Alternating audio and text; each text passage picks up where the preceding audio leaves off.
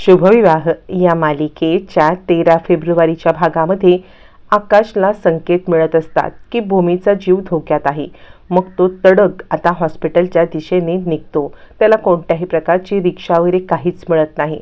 इकडे ऑक्सिजनचा सप्लाय बंद करून रागिणी आता भूमीच्या मृत्यूची वाट पाहत असते. पण नियतीचा खेळ अजबगजब असतो. इकडे आकाश मिळेल ती सायकल घेऊन हॉस्पिटलच्या दिशेने धावत पळत येत असतो. इकडे भूमी आता आपला श्वास घेण्यासाठी स्ट्रगल करत असते. पण आकाशला काहीही करून धावत पळत हॉस्पिटलमध्ये पोहोचत भूमीचा जीव वाचवणं एवढंच महत्त्वाचं वाटत असतं. रागिणी मात्र इकडे वाट पाहत असते आणि ती लपून बसते. तोपर्यंत आकाश येतो आणि भूमी भूमी असं म्हणत भूमीच्या वॉर्डमध्ये येतो. पाहतो तर काय, ऑक्सिजनचा सप्लाय बंद झालेला असतो. भूमी निश्चित पडलेली असते. मग आकाश डॉक्टर डॉक्टर लवकर या असं म्हणत डॉक्टरांना बोलवतो आणि ऑक्सिजनचा सप्लाय का बंद आहे तो चालू करा असं ओरडून सांगतो. मग जी नर्स रागिणीने पैसे दिलेले असतात त्या नर्स पुढे आता कोणताही पर्याय नसतो आणि ती ताबडतोब ऑक्सिजन सेट करते. आता मात्र आकाश भूमी उठ ना, काय होतंय तुला असं म्हणत भूमीला अखेर आता डोळे उघडायला भाग पडतो. भूमी डोळे उघडते. तिचं ऑक्सिजन पुन्हा सुरू होतं आणि भूमीचे श्वास पुन्हा चालू होतात. मग आकाश खूप चिडतो आणि काय आहे हे सगळं, मी पोलीस कंप्लेंट करेन म्हणजे हा तुम्ही क्रिटिकल गुन्हा करताय. ज्या अवस्थेमध्ये भूमी आहे तिचं ऑक्सिजन बंद होतं कसं, हे कसं घडलं, इतके केअरलेस तुम्ही कसे असू शकता, मी तुमच्या हॉस्पिटलवरती केस करेन असं म्हणत आकाश खूप चिडलेला असतो. डॉक्टर म्हणतात तुम्ही शांत व्हा आणि ते नर्सला म्हणतात काय चाललंय हे सगळं, म्हणजे तुम्हाला सांगण्यात आलं होतं ना की 24 तास ऑक्सिजन चालू ठेवायचं, मग हे कसं घडलं. तितक्यात तिथे रागिणी येते आणि नर्सवरती डाफरत म्हणते सांग कसं घडलं. असं म्हटल्यावर ती नर्स सांगते खरं तर लाईट फ्लक्च्युएट होत होत्या. एकदा लाईट गेली तेव्हा ऑक्सिजन मास्क बंद झालं. मग मी येऊन ते ऑक्सिजन मास्क चालू केलं होतं, पण त्यानंतर पुन्हा फ्लक्च्युएशनमुळे ते बंद झालं असेल. आकाश म्हणतो ही कारणं देताय तुम्ही.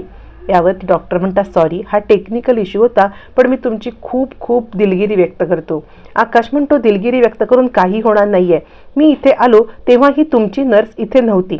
या नर्सने इथे थांबणं आवश्यक नव्हतं का. यावरती रागिणी म्हणते आकाश तू शांत हो बरं बाळा, म्हणजे तिच्यावरती चिडू नको. भूमी व्यवस्थित आहे ना, तू नको काळजी करू. यावरती आकाश म्हणतो पण तू असं वागून कसं चालेल, जर भूमीला काही झालं असतं तर. ती रागिणी म्हणते तू काळजी करू नकोस, तू जा बरे घरी, आता मी इथे थांबते. असं म्हटल्यावर ती आकाश म्हणतो नाही आत्तू, आता मी कुठेही जाणार नाही आहे, आता मी इथेच थांबणार. असं म्हणत रात्रभर आकाश आता तिथेच थांबणार असतो. तोपर्यंत भानुशाली वकीलसुद्धा येतात आणि भूमीची तब्येत कशी आहे याचे अपडेट्स घेतात. तोपर्यंत रागिणी घरी येते. ती इतकी चिडलेली असते की तिच्याकडे आता कोणता पर्यायच नसतो. जी वस्तू हातात येईल ती उद्ध्वस्त करत इकडे अस्ताव्यस्त टाकत रागिणी आपला राग व्यक्त करत असते आणि आता पौर्णिमा आणि अभिजित पाहण्याशिवाय दुसरं काही करत नसतात. मग मात्र आता इकडे रात्रभर आकाश भूमीच्या वॉर्डच्या बाहेर तिच्यावरती पाळत ठेवत असतो.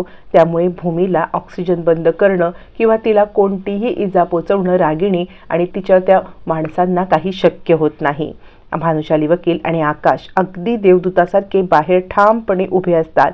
जेवढा आकाश एफर्ट्स घेत असतो तेवढेच एफर्ट्ससुद्धा भानुशाली वकील घेत असतात. अखेर दुसऱ्या दिवशी सकाळी रागिणी पुन्हा हॉस्पिटलला येते आणि ती सांगते आकाश बाळा तू थोडंसं खाऊन घे बरं, तू खाल्लं नाहीस तर तुला ताकद कशी येईल भूमीची काळजी घ्यायला. आकाश म्हणतो नाही यात तू, आता मला काही खाण्याची इच्छा सुद्धा नाही आहे. रागिणी म्हणते असं कसं, हे बघ बाळा तुला ना थोडंफार खाऊन घ्यायला पाहिजे. राजा काका म्हणतात हो, भूमी शुद्धीवरती येईल त्यावेळेला तुला ठणठणीत बरं व्हायला नको का. यावरती रागिणी म्हणते हो, आणि भूमीची काळजी घ्यायला तू थोडंफार खाऊन घेतलं पाहिजेस. राजा काका म्हणतात हो, लवकरात लवकर काहीतरी खा, तुझी पण तब्येत आत्ताच बरी झाली की नाही, मग तुझ्या पण हेल्थवरती तू परिणाम करून घेऊ नकोस.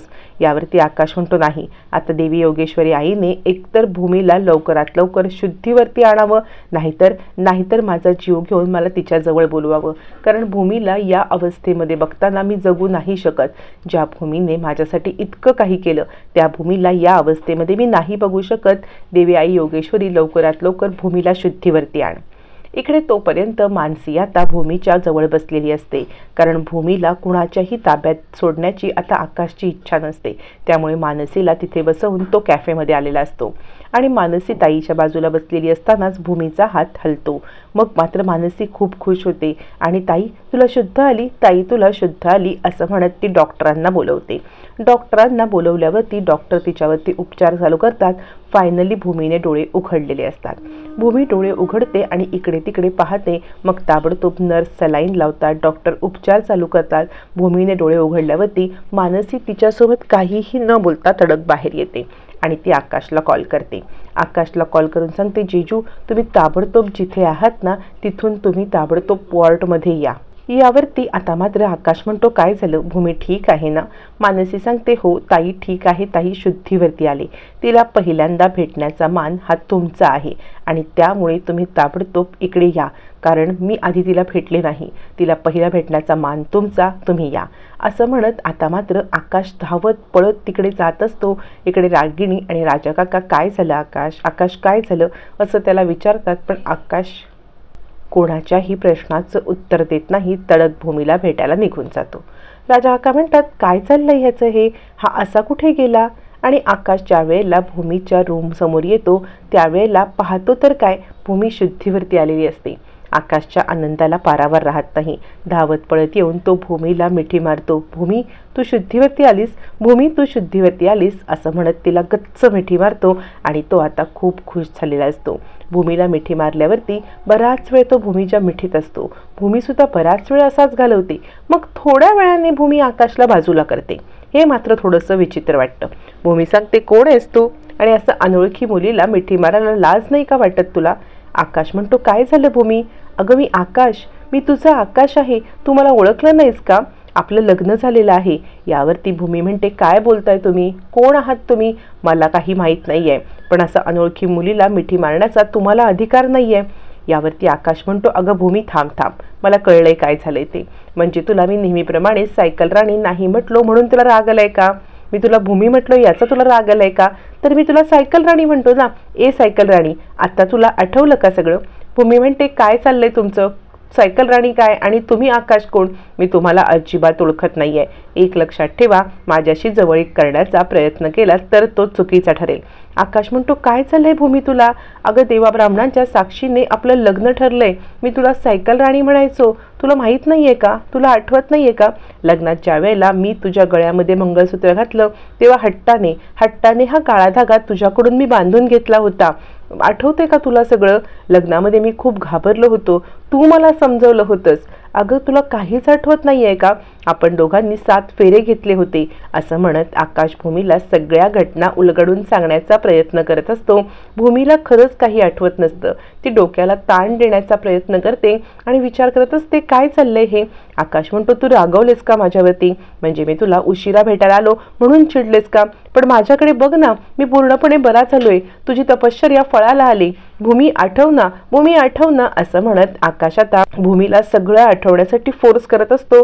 भूमीच्या डोक्यावरती ताण येत असतो. मग भूमी आपल्या डोक्याला हात लावते आणि विचार करत असते, पण या सगळ्यामध्ये तिची पुन्हा एकदा शुद्ध हरपते, कारण हा सगळा विचार करून करून तिच्या डोक्याला खूप ताण आलेला असतो.